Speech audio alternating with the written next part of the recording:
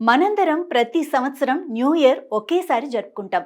సరిగ్గా అర్ధరాత్రి 12 దాటగానే న్యూ ఇయర్ వేడుకలు చేసుకొని విషెస్ చెప్పుకుంటాం. అయితే మన భూమికి 400 కిలోమీటర్ల ఎత్తులో తిరుగుతున్న అంతర్జాతీయ అంతరిక్ష కేంద్రంలో వ్యోమగాములకు మాత్రం ఇవాళ 16 సార్లు న్యూ ఇయర్ వస్తుంది. ఎందుకంటే ఈ స్పేస్ స్టేషన్ గంటకు 28,000 కిలోమీటర్ల వేగంతో వెళ్తుంది.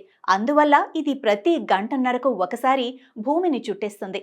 అందువల్ల ఇప్పుడు వారికి ప్రతి 90 నిమిషాలకు ఒక న్యూ ఇయర్ వస్తోంది.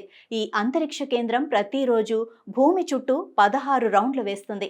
అందువల్ల అందులో ప్రయాణించే వారికి ప్రతి ప్రయాణంలో 45 సెకండ్లు చీకటి, 45 సెకండ్లు వెలుతురు ఉంటుంది. అంటే పగలు రాత్రి 2 గంటన్నరలో అయిపోతాయి. ఇలా వారు న్యూ ఇయర్ రోజున 16 పగళ్ళు 16 రాత్రులను చూస్తారు. అందుకే వారికి న్యూ ఇయర్ 16 సార్లు వస్తుంది. అంతర్జాతీయ అంతరిక్ష కేంద్రాన్ని మీరు కూడా లైవ్లో చూడొచ్చు. ఇందుకు యూట్యూబ్లో నిరంతరం లైవ్ ఉంటుంది.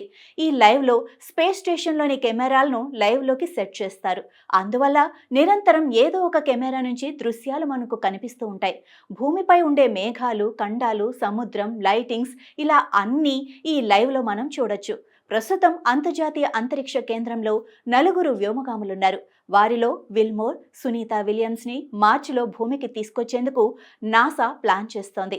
ఇందుకు స్పేస్ ఎక్స్ సహాయం తీసుకుంటోంది. నిజానికి సునీతా విలియమ్స్ డిసెంబర్లోనే భూమికి రావాల్సి ఉన్నా కొన్ని సాంకేతిక కారణాల వల్ల ఈ ప్లాన్ ఆలస్యమవుతోంది.